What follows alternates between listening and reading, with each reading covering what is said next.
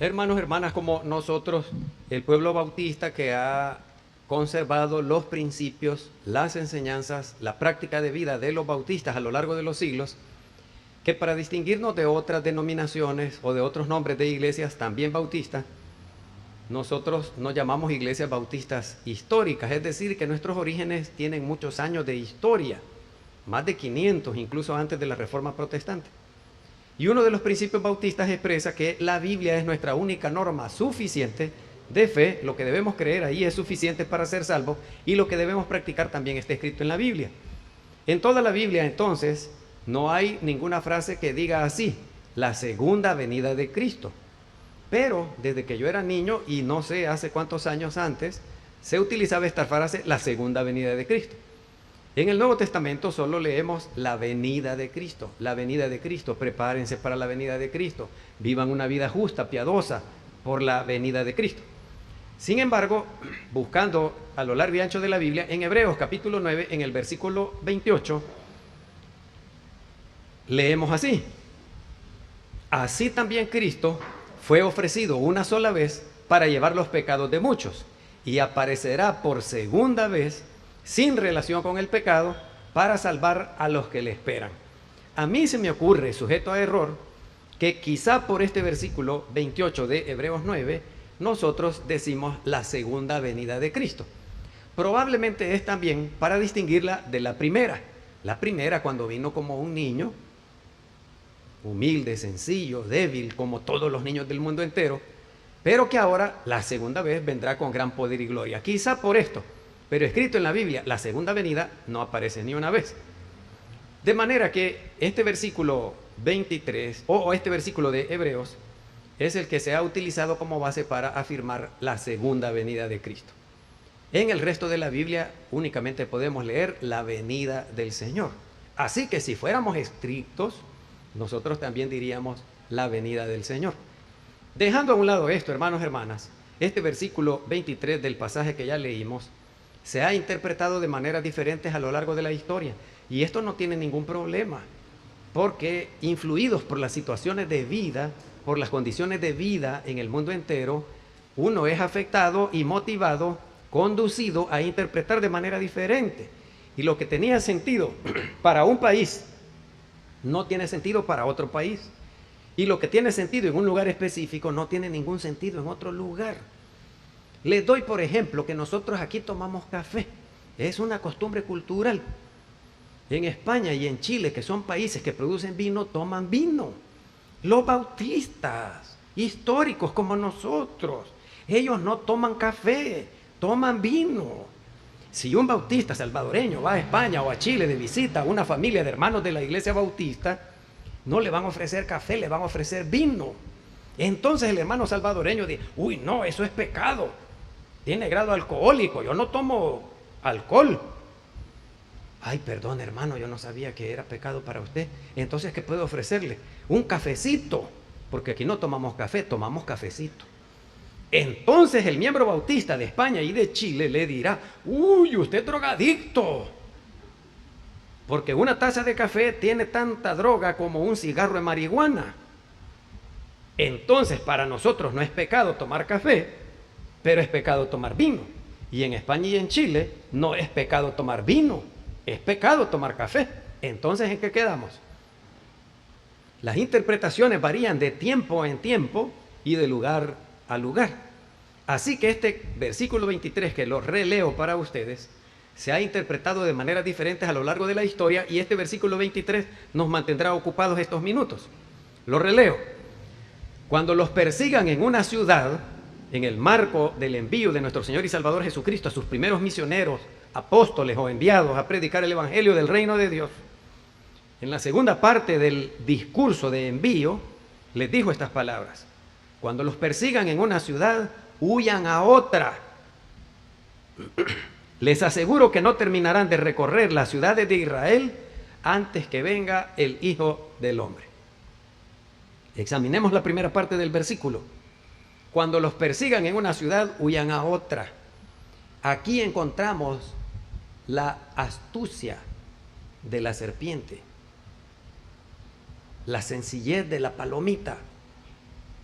la prudencia de la serpiente, dijo nuestro Señor. La palabra tiene varias acepciones, es decir, que acepta varios significados.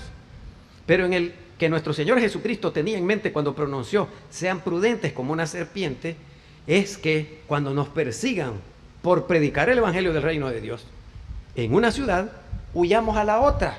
Eso significa ser prudente.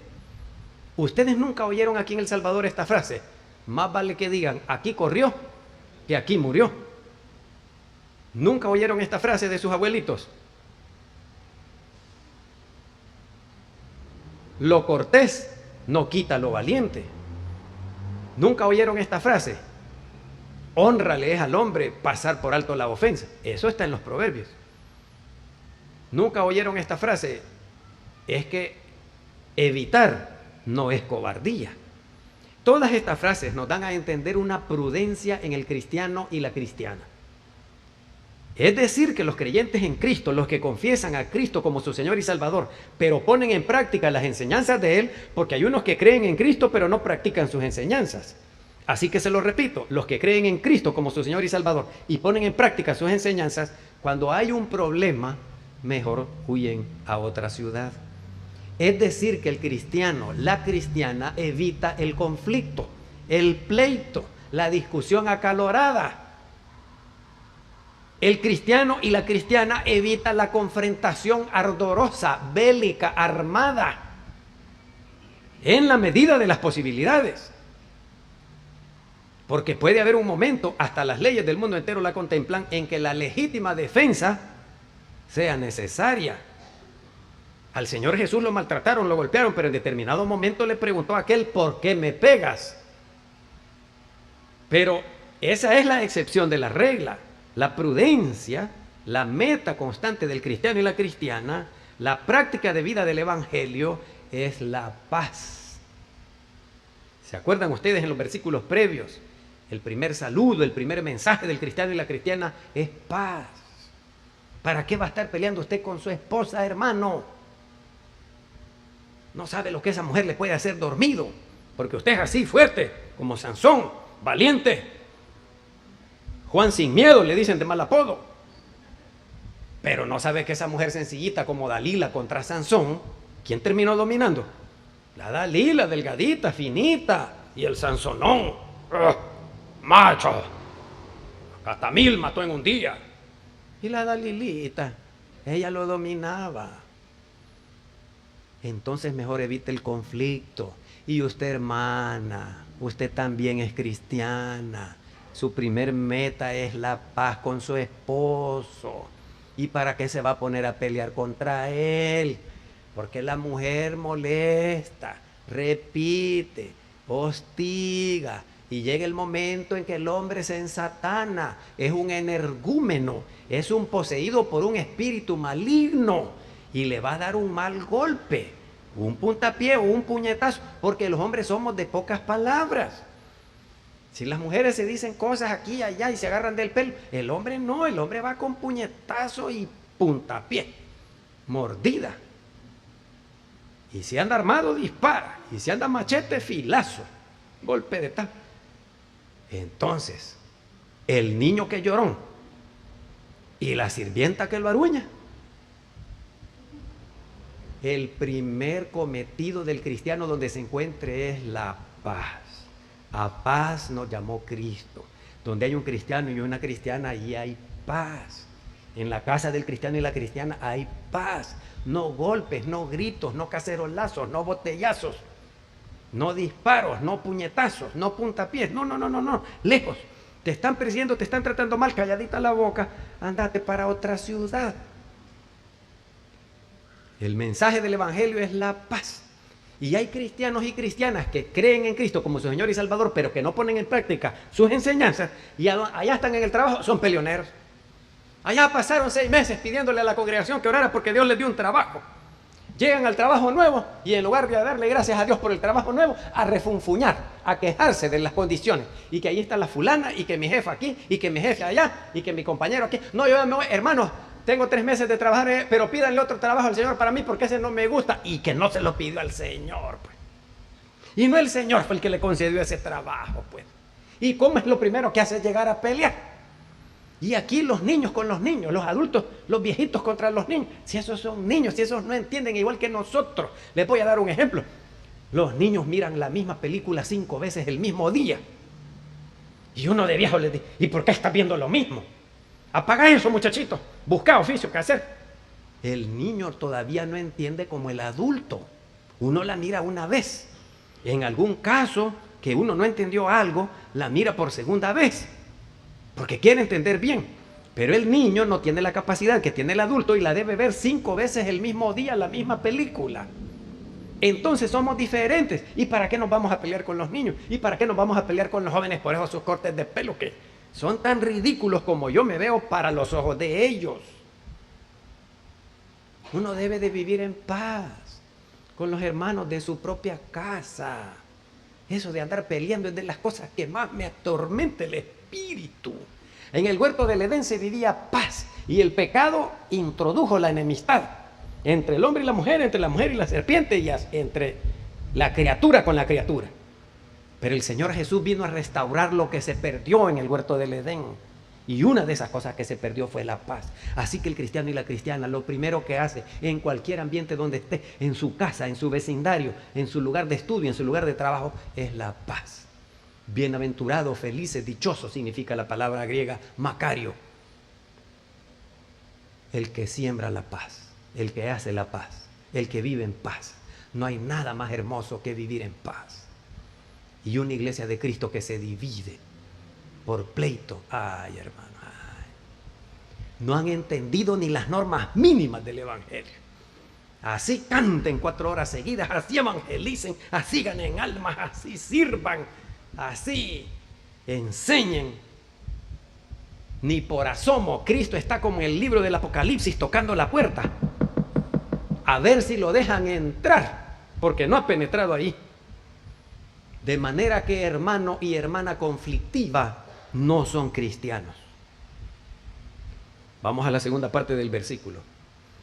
Les aseguro que no terminarán de recorrer las ciudades de Israel antes de que venga el Hijo del Hombre. El Hijo del Hombre es un título del libro de Daniel que el Señor Jesús se lo daba a él mismo. La gente le llevaba rabí o rabino, que significa maestro. Otros le decían Hijo del Dios Altísimo, Jesús Hijo de David, pero a él mismo se daba el título del Hijo del Hombre. Así que los cristianos, los primeros 12 enviados como apóstoles, como predicadores del Evangelio del Reino de Dios, cuyo primer mensaje era la paz, les aseguro que no terminarán de recorrer las ciudades de Israel antes que venga el Hijo del Hombre. ¿Cómo se ha interpretado este versículo a lo largo de la historia? Primera interpretación, yo porque me la llevo de honesto. Siempre les digo lo que piensan los demás y después les digo lo que pienso yo. Ustedes agarren lo que les gusta y rechacen lo que no les guste. O vayan e investiguen más. ¿Cómo se ha interpretado esta segunda parte del versículo 23 del pasaje que ya leímos? Primera interpretación, que nuestro Señor Jesucristo se reuniría con los 12 después del cumplimiento de la misión de ellos. Es decir, una profecía o una promesa que Él se reuniría con ellos antes que terminaran de recorrer las 12 ciudades. Lógico. Perfecto. Segunda interpretación, que el Señor Jesús cumplió su promesa porque ya vino a través del Espíritu Santo. Y vino el día que el pueblo de Israel celebraba la fiesta de Pentecostés. ¿Se acuerdan ustedes? Pedro predicando allá y vino el Espíritu Santo. Y él les había dicho, yo me voy, pero les mandaré otro consolador. Entonces, hay muchos intérpretes, he leído libros de pastores famosos. No les digo el nombre porque me pueden plantar una demanda, pero hay un puertorriqueño que tiene un templo grande, pero es tan grande como una super manzana. Ustedes entran por una calle y atraviesan el templo y salen a otra calle y tienen unos libros. Bueno, mire, el carro que utiliza ese pastor para mandar a comprar al mercado las verduras es una limusina, de aquellos carros largos que aquí se alquilan cuando ustedes se casan y dicen, aunque sea hoy, ese carrazo, les van a dar una vuelta por todas las ventas callejeras de San Salvador ahí. Pues una limusina de esas ocupa para mandar a su chofer a que le compre los tomates y las cebollas.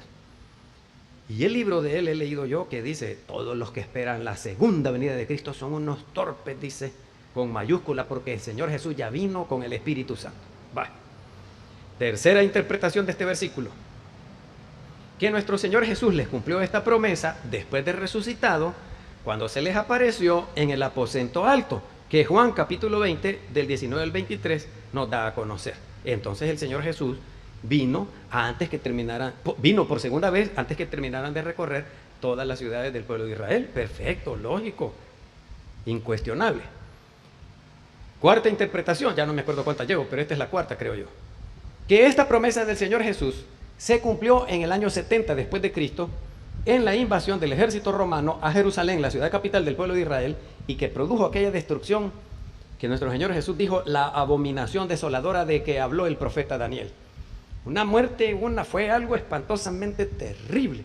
El templo de Jerusalén ni siquiera lo habían reconstruido en años, pero en años. Y los romanos se lo volvieron a destruir todo, mataron miles de personas. Entonces, el Señor Jesús vino en juicio. El Señor Jesús volvió por segunda vez con castigo, antes que los apóstoles terminaran de recorrer todas las ciudades de Israel. Perfecta, incuestionable. No, si es encantadora esta interpretación. La número 5, que no se ha cumplido todavía esa promesa del Señor Jesús. Porque la segunda venida, así llamada por nosotros, será cuando Cristo vuelva con gran poder y gloria. Cuando venga como juez a derrotar a sus enemigos, espada en mano, sangrante su túnica toda manchada de sangre, de matar a sus enemigos. Primera de Corintios, y el último enemigo será la muerte.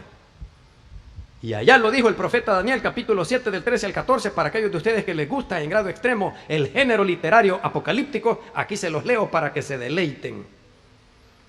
Daniel 7, 13 al 14. Miraba yo en la visión de la noche, y he aquí con las nubes del cielo venía uno como un hijo de hombre. Oigan bien el título que se dio el Señor Jesús a él mismo, sacado del libro de Daniel. Que vino hasta el anciano de días, que es el equivalente de Dios el Padre Celestial, y le hicieron acercarse delante de él. Del anciano de días, el que está sentado en el trono, así le llama el Apocalipsis también. Y a aquel hijo de hombre le fue dado dominio, gloria y reino, para que todos los pueblos, naciones y lenguas le sirvieran. Su dominio es dominio eterno, que nunca pasará, y su reino uno, que no será destruido. Entonces hay intérpretes que perfectamente, encantadoramente dicen, Cristo no cumplió esa promesa antes que terminaran de recorrer, porque cuando venga por segunda vez, será con gran poder y gloria, como está escrito en Daniel. ¿Cuál les gustó más, hermanos, hermanas? Como que fuera un cóctel de frutas, que ustedes dicen, agarro la manzana y dejo la papaya. Yo no sé cuál les encanta más a ustedes. Ahora va la de Luis Bernardo Sandoval Guzmán. Agarren dimensión de, hey, despertate, hombre. Si el pastor va a decir su propia interpretación, oigamos qué tontería dice, porque así me han contado a mí, yo nunca he oído. A mí me han dicho que ustedes dicen. Aquí viene mi interpretación personal. Que nuestro Señor Jesucristo, hermanos, hermanas, en su humanidad plena al 100%, desde la cabeza hasta los pies, porque Filipenses capítulo 2 dice que Él estaba con el Padre Celestial, pero que cuando se encarnó en el niño Jesús de Nazaret, Él se vació de su divinidad. La palabra griega kenosis, vaciamiento, como vaciar el agua de un vaso. Al que queda sequito se le exprime hasta la última gotita de divinidad, y el que se encarna es un hombre 100% como nosotros, que nos enojamos, que nos cansamos, que nos dormimos, que nos enfermamos, que nos reímos. Un hombre 100%. Él no podía escapar a esa humanidad plena, porque tendría ventaja sobre nosotros que somos humanos plenos, y nos pediría que hiciéramos cosas que Él podía hacer porque era Dios. Ah, pero Él porque era Dios. Pues sí, Jesús resistía la tentación del pecado, pero porque era Dios. No, si es que Él amaba a todos, pero Él porque era Dios. Pero yo tengo unos dos que odio ahí en la iglesia. No, hermanos, no, hermanas. El Señor Jesús en su humanidad plena, el Jesús de Nazaret, es otra cosa diferente del Cristo de la gloria, del Cristo exaltado, del Cristo ascendido a los cielos, del Cristo de la predicación de los púlpitos cristianos en el mundo entero. Una cosa es el Jesús de Nazaret, 100% hombre, y otra cosa el Cristo exaltado. Y las dos naturalezas conviven perfectamente en Él. Pero el Señor Jesús, encarnado en su humanidad plena, no podía tomar un poquito de aquel poder divino que tenía para decir cosas. o para hacer cosas que los simples mortales, como todos nosotros, no pudiéramos hacer nunca. No tiene sentido. El Señor Jesús sería mentiroso. Nos diría que rechazáramos el pecado, Él porque era Dios, pero el humano no puede. Entonces nos pide un imposible. Todo es imposible, amar, perdonar, dialogar, superar los conflictos, ser humilde, todo es imposible. Él lo enseñó, sí, pero Él porque era Dios lo podía vivir, nosotros no. No tiene sentido eso. En su humanidad plena, al 100%, el Señor Jesús pensaba que vendría inmediatamente por segunda vez. ¿De dónde saco esta conclusión? Porque los discípulos más cercanos a Él creían lo mismo, que Él vendría inmediatamente. El apóstol Pablo, el genio más grande del Nuevo Testamento, 13 de los 27 libros son escritos por él. El apóstol Pablo también creía que para la segunda, así llamada, venida de Cristo, Él estaría vivo. Y ya pasaron 2000 años y no ha vuelto. Entonces nos engañó el Señor. Es mentiroso porque no cumple su promesa. ¿O qué es lo que está pasando con esto? Que vendré antes que terminen de recorrer predicando el evangelio del reino de Dios en las 12 tribus del pueblo de Israel. Mi interpretación personal de Luis Bernardo Sandoval Guzmán, yo soy el único culpable de esto, es que el Señor Jesús, Él creía que vendría inmediatamente después de resucitar y ascender al cielo. Lo mismo creían los discípulos y lo mismo creía el apóstol Pablo. Entonces Él en su humanidad plena tenía una limitación humana. Él tampoco sabía el día y la hora que volvería. Pero Él creía que sería pronto, inmediato. A las pruebas me remito. Libro de Hechos, capítulo 1, versículo 6. Agarren la Biblia para que pierdan el sueño. Esta es mi técnica. Ya les he dicho varias veces yo. No se me queden viendo a mí, que ni guapo que fuera, pues no valgo la pena que se me queden viendo a mí. Agarren la Biblia y busquen la Biblia. Libro de Hechos, capítulo 1, versículo 6. Les estoy dando la base que los discípulos y después el apóstol Pablo creían que el Señor Jesús venía allá, inmediatamente. Y el Señor Jesús también creía que venía allá, que venía inmediatamente y que por esta razón pronunció estas palabras. El Señor Jesús no necesita de mi defensa torpe. Fíjense bien, Hechos 1:6.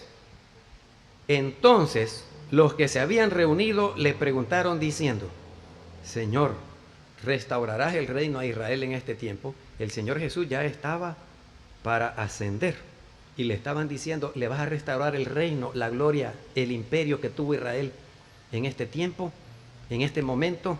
Ya te vas, ¿y nosotros qué? Saltemos en la lectura hasta el versículo 10. Y estando ellos, los discípulos, con los ojos puestos en el cielo, entre tanto que Él se iba, he aquí se pusieron junto a ellos dos varones con vestiduras blancas, los mensajeros, que en el griego le llaman ángel, en español, en griego ángelos. Se pusieron dos varones con vestiduras blancas, los discípulos así, viendo para arriba, y les dijeron, Hechos 1:11, varones galileos, ¿por qué estáis mirando al cielo? Este mismo Jesús que ha sido tomado de vosotros al cielo, así vendrá como le habéis visto ir al cielo. Pero los discípulos esperaban la restauración, la segunda venida de Cristo, inmediatamente. Y tan inmediatamente que se quedaron viendo para arriba, que subiría y bajaría. Y los ángeles o los mensajeros les dicen: hey, vayan a predicar, a eso los mandó. Les va a dar tortícolis, dolor aquí en la nuca, de estar viendo para arriba. Imaginen que allá estuvieran 2000 años todavía viendo para arriba. No, vayan a predicar como les dijo el apóstol Pablo en 1 Tesalonicenses, que ustedes ya se lo saben hasta de memoria. Busquen ahí, Hechos, Romanos, Corintios, Gálatas, Efesios, Filipenses, Colosenses, 1 Tesalonicenses 4, versículo 15. 1 Tesalonicenses 4, versículo 15. Por lo cual os decimos esto en palabra del Señor. El apóstol Pablo decía: esto se lo digo yo, Pablo, no se lo digo en palabra del Señor. Así como yo dije, esta interpretación es de Luis Bernardo Sandoval Guzmán, no es la palabra de Dios escrita, o que a mí me la dictó, o que yo la oí, o que yo la vi en una visión. No, el apóstol Pablo distinguía cuando era la palabra de Dios y cuando era la palabra de Pablo. Pero aquí dice en palabra del Señor, fíjense bien. Por lo cual os decimos esto en palabra del Señor, que nosotros que vivimos, Él incluido, que habremos quedado hasta la venida del Señor, ya ven que no se le llama segunda en ninguna parte, que habremos quedado hasta la venida del Señor, no precederemos a los que durmieron. Es decir, que los que durmieron en Cristo van a resucitar primero y después los que estemos vivos. Sigan leyendo ustedes 1 Tesalonicenses 4:15 y van a ver, el apóstol Pablo creía firmemente, no solo en este pasaje, en otros también, que él estaría vivo cuando Cristo viniera por segunda vez. Y no se cumplió. No porque el Señor lo haya prometido, es porque no le entendieron. Es porque aquellos hace 2000 años nunca escucharon a Luis Sandoval explicando este versículo. Vaya, hermanos, ya estuvo. Con todo lo dicho, si ustedes no creen todavía que nuestro Señor Jesús en su humanidad plena estaba sujeto a cometer un error sobre la fecha en que vendría, porque Él era perfecto, puro, justo, santo y bueno, y Él era Dios, vaya, está bien, pues así siga creyendo. Entonces no fue el Señor Jesús el que se equivocó, fue Mateo el que escribió, poniendo en boca del Señor Jesús este versículo. Así es más fácil, más tolerable para nosotros concluir que fue Mateo el que se equivocó en esta profecía que vendría por segunda vez antes que terminaran de recorrer el territorio israelita. Y eso no es de extrañar. Que Dios me perdone, pero yo no estoy en contra de Mateo. Mateo es uno de los escritores del Evangelio que más admiro yo. Pero sobre la segunda venida de Cristo, así llamada, se han equivocado más de 3000 veces cuando alguien lo ha dicho por escrito. Y hoy en nuestro tiempo televisado o grabado en sonido. Más de 3000 veces. En el red de internet, ustedes con su motor de búsqueda escriban ahí segunda venida de Cristo y van a ver cuántas fechas han dado y cuántos acontecimientos han dicho. Y yo de todos me burlo, de todos me río, a todos los ridiculizo por torpes, porque no han leído lo que dice Marcos 13:32. Pero de aquel día, palabras de nuestro Señor y Salvador Jesucristo, y aquella hora cuando Él vendrá, nadie sabe. Ni los ángeles que están en el cielo, que allá le pueden preguntar a Dios, ni el Hijo Jesucristo, sino solo el Padre. ¿Y cómo es que hay algunos desvelados, trasnochados? Es que la ignorancia es temeraria, no tiene miedo. El ignorante dice cualquier cosa y cae en ridículo.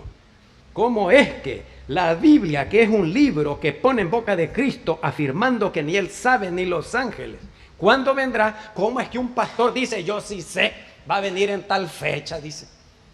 Y han nacido denominaciones con millones de seguidores en el mundo, creyendo que vendría en mayo del año 2012, la misma fecha que los mayas. Como se les terminó la piedra donde escribieron su calendario, ya no tenían dónde más escribir y no le pusieron una piedrita anexa. Por eso es que yo me gozo burlándome de los profetas que anuncian el fin del mundo y la segunda venida de Cristo. Y son tan valientes que hasta lo ponen por escrito. Y hubo un pastor hace poquito, o como dice la gente, hace pocón, o como dice la gente, no hace muchito. Un pastor que gastó $36 millones en poner vallas publicitarias anunciando que sería, no me acuerdo ni qué fecha, para diciembre. No, hombre, esos $23 millones nos los hubiera dado a todos nosotros que estamos aquí sentados, hermanos. Mire, ahí que si cantaremos, qué bueno es el Señor, qué bueno es, qué bueno es. Mire, $23 millones en anuncios diciendo la fecha que vendría. Después el hombre huyó para que no le preguntaran los periodistas, te equivocaste, viejito. La Biblia es un libro que dice que nadie sabe. Entonces, ¿cómo alguien puede ser tan atrevido y ocupar la Biblia para decir que él sí sabe? Si el Señor Jesús mismo dijo que él no sabía, ¿cómo un pastor desvelado dice que sabe? Ay, hermanos, ay, hermanas. Apréndanse de memoria Marcos 13:32. Pero de aquel día y aquella hora, para la segunda venida de Cristo estamos hablando, nadie sabe. Ni los ángeles que están en el cielo, ni el Hijo Jesucristo, sino solo el Padre. Y cuando Él quiera, mandará a su Hijo. Ojalá fuera hoy, ahorita, y que nos haya aquí en el templo, y aquellos en el estadio, y aquellos panza arriba. Yo no sé qué están haciendo. Vámonos a la conclusión ya, hermanos. Vámonos a la conclusión ya, hermanas. El Espíritu me ha reprendido. El Señor Jesús nunca prometió a sus discípulos una misión próspera económicamente y abundante materialmente. Nunca, nunca. ese cantante pagano del mundo dominado y orientado por el pecado, ese guatemalteco Ricardo Arjona en aquella su canción Jesús verbo no sustantivo. Con todo estoy de acuerdo, menos cuando dice pastores que piden el diezmo sabiendo que el diezmo es un fraude. Si alguno de ustedes conoce a Ricardo Arjona, dígale que venga a platicar conmigo y le voy a regalar 8 paginitas porque el diezmo no es un fraude. Que hay unos que lo piden mal, que hay unos que se aprovechan de eso, que hay unos que se enriquecen con eso, eso es otra cosa. Pero el diezmo en el sentido bíblico no es ningún fraude. Pero todas las demás cosas que escribió son ciertas. Y ese Ricardo Arjona dice, al Señor Jesús le dan asco los pastores que se enriquecen, dice, con la iglesia. Y hay pastores millonarios, millonarios. Unas casas como que son palacios. Tienen unos carros, tienen hasta jet privado. Ahí nos vamos a ver el día del juicio. Y ellos se burlan de mí, que yo, todo peje, pastor Pili Jutillo, ¿y qué? Sobrevive pidiendo prestado, del 20 de mes en adelante, ahí anda viendo quién le presta. Vaya, el día del juicio nos vemos. El Señor Jesús nos ha prometido a sus discípulos, van a vivir de acuerdo a la voluntad de Dios, a lo que la gente les regale, y les anuncia los peligros a los que van a estar expuestos, peligros de todo tipo, pruebas y tribulaciones, que si nosotros no estamos metidos en eso, quizás estamos cumpliendo mal la misión. Segunda conclusión, no solo habrá persecución, oposición, enemigo se hace uno porque uno dice lo que piensa. Eso es parte inseparable del envío, de la misión de los primeros y de todos nosotros ahora.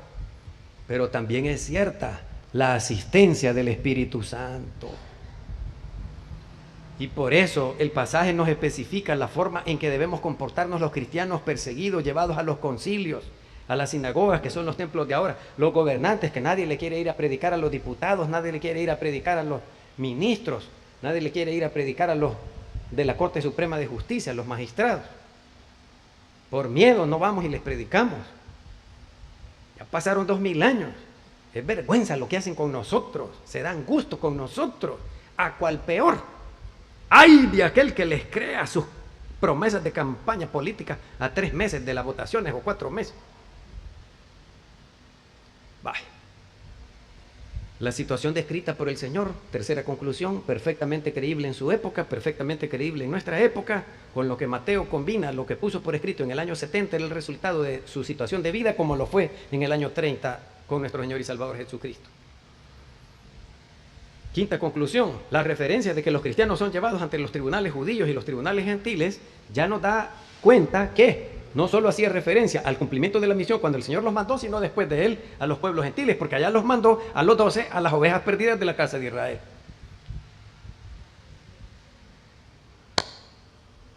En lugar de andar peleándonos con lo que piensan diferente de nosotros, mejor amémoslos. Sobre la segunda venida de Cristo, ¿usted se cree? Sí, hermano, así cree, hasta el fin de los siglos. Amén, gloria a Dios, aleluya. Déjenme que le dé un abrazo. Dios lo bendiga. Lo amo en el amor del Señor. Nada de andar peleando, el cristiano es pacifista. Si no nos puede pasar esto, mire, 2 trenes iban cargados, repletos de musulmanes. Iban a una fiesta religiosa de ellos en la provincia de Sindh, en Pakistán. El otro tren, corriendo en sentido contrario, iba cargado de hindúes. También a una fiesta religiosa hindú, el mismo día, a la misma hora, pero en diferentes lugares. Un tren iba corriendo con los musulmanes para un lado y el otro tren con los hindúes iba corriendo para el otro lado. Y los 2 trenes repletos de pasajeros, no cabía un pasajero más. Llegaron, coincidieron en el mismo riel, en el mismo carril, a la misma hora, en esa estación de Sanghi, en Pakistán, y chocaron de frente el uno contra el otro, un choque violento, 200 muertos en el acto y 700 heridos, 900 personas que en un chasquido de los dedos, en un tristraz, en un parpadeo, en un segundo, de un momento a otro, todos iban contentos cantando alabanzas como van los cristianos en sus buses, a sus retiros. Aquellos iban en los trenes con gozo, los hindúes y los musulmanes, cada uno en su tren. La euforia religiosa, los vivas, los amenes, los gloria a Dios, los aleluya, hablando en sentido cristiano, pronto pasaron a ser ay, a ser llanto, solicitudes de auxilio, y 200 hermanos que quedaron fríos por la muerte en aquel accidente. Choque de trenes, decía el periódico, y choque de religiones. Las investigaciones comprobaron que era descuido humano. En este caso trágico, el jefe de la estación donde fue el choque no estaba en su lugar. Había abandonado su puesto de trabajo y se había ido a una fiesta política de su partido político que tenía un meeting allí cerca y desatendió su puesto de trabajo por irse a otra fiesta. Aquellos 2 trenes cargados de pasajeros que iban a 2 fiestas, una hindú y la otra musulmana, y aquel a su fiesta política, allá con su chalequito, con su camiseta del partido político de él, cuando debía de estar en su puesto de trabajo.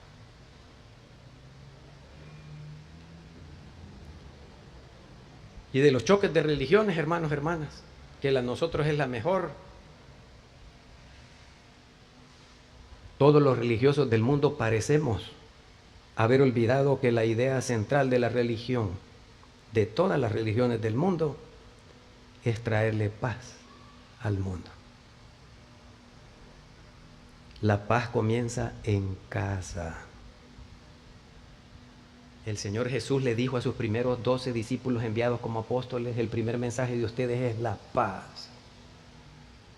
Sin embargo, contradictoriamente, hay grandes líderes religiosos que son más amigos de la espada que de la paz. Yo he tenido pastores muy amigos, muy cercanos, que aplauden, que felicitan cuando el Estado de Israel bombardea los hospitales de niños como venganza porque los habitantes de Palestina les pusieron una bomba en un bus, por ejemplo. Han sido tan atrevidos que van a la embajada a felicitar al embajador. Mueran todos los enemigos de Israel. Se le olvida el mensaje del Señor, que confiesa como su Señor que es la paz y el amor. La historia de estos 2 choques o de estos encontronazos en el tren, hermano, hermana, la Iglesia de Cristo es igual. No choca contra otra religión, en algunos casos sí, pero en la mayoría de casos choca con los mismos hermanos que se sientan en la misma banca donde va a alabar al Señor. Ay, hermanos, ay, hermanas, días de ayes vienen con el Señor Jesús. Yo lo que quiero es librarlos. Sean obedientes. ¿Y qué les cuesta? Llevarse bien, estar en paz y amar a todos. ¿Qué importa la religión de aquel que se burle? Hasta el ateo un día estará delante del trono dando cuenta. Pero aún las páginas de la vida cristiana en el mundo entero, en Europa, en los Estados Unidos, aquí en nuestro continente, están llenas de sangre, esas páginas, de violencia, de espada, de pólvora, de guerra. Total y absolutamente diferente de lo que predicó aquel a quien confiesan como su Señor. Por eso puede haber un cristianismo burdo, tosco, torpe, mentiroso, y uno verdadero, genuino, auténtico. Y la característica, el sobre todo, la vestimenta del cristiano y la cristiana a lo largo de los siglos y hasta que Cristo vuelva es el amor. ¿O acaso nunca han leído Juan 13:35? En esto conocerán todos que sois mis discípulos, si tuviereis amor los unos con los otros. Para aquellos de ustedes que hablan en inglés, if se aman unos a otros como condición. El amor tiene paciencia. El amor tolera cosas que uno no comparte y que le están haciendo daño. El amor comprende. El amor perdona, y cuando perdona porque Cristo lo ha llenado de su amor, uno lo hace de manera más fácil y rápida. El amor verdadero en el mundo entero solo tiene una fuente de la cual brota: Cristo Jesús. Ese amor es el único que puede producir paz en su matrimonio, hermano, hermana. paz entre hermanos de carne y sangre, paz entre sus vecinos, paz en su lugar de estudio, paz en lugar de trabajo. Si usted es cristiano y cristiana, usted es el que lo vive, el que lo contagia, el que inunda de amor ese ambiente. Y distingue al que es cristiano de verdad y al que es cristiano mentiroso, al que es cristiano genuino y al que no lo es. Si el amor de Cristo nos constriñe, nos gobierna, no habrá choques con otra persona, porque no tiene el mismo dinero que tengo yo, porque no tiene el mismo título que tengo yo, porque no tiene los bienes materiales que tengo yo, o porque no piensa como yo, no interpreta la Biblia como yo. No hay ningún choque, ningún roce. Ya me voy de esta iglesia porque aquí en esta iglesia son así, son así. No, vaya y aprenda primero del amor de Cristo. Si no, todo arruinadito a arruinar esa otra congregación va a ir. No hay heridas que perduren por el amor de Cristo. No hay resentimiento que perdure por el amor de Cristo. Solo Cristo.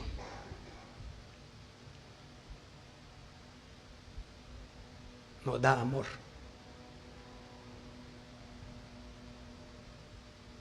No importa que nadie lo quiera amar. El amor de Cristo basta y sobra para esta vida y para la eternidad. Cristo viene. Y su segunda venida, que no sabemos cuándo será porque Él mismo nos lo dijo. Pero de que viene, viene. Gracias, Señor.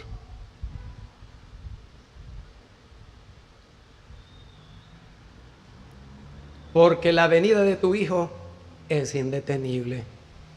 Ni todo el mal que podamos hacer los seres humanos, cristianos y no cristianos, puede detener la venida de tu Hijo.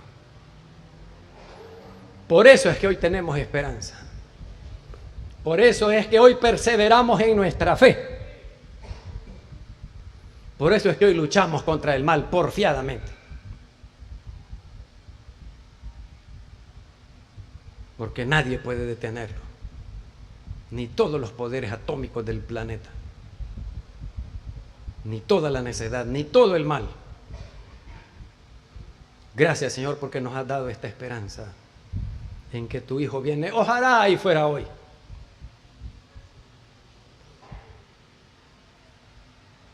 Ayúdanos a vivir conforme a tu palabra escrita nos dice, en santa manera de vivir, en piadosa manera de vivir. Ayúdanos a vivir amando, perdonando, dialogando, superando conflictos, restaurando relaciones rotas. Ayúdanos a vivir pacíficamente, ayúdanos a vivir en humildad, para que tengamos derecho a gozar por toda la eternidad contigo, con tu Hijo, con tu Espíritu Santo y con los perdonados por la sangre de Cristo. Oramos en el nombre del que pronto viene. Gracias, Señor. Bendito seas. Perdónanos porque nos hemos atrevido a tocar tu palabra escrita, con nuestras limitaciones humanas y torpezas, necedades. Por eso suplicamos que sea tu Espíritu Santo el que nos ilumine. Transfórmanos de la cabeza hasta la planta de los pies. En el nombre de Cristo Jesús nuestro Señor. Amén.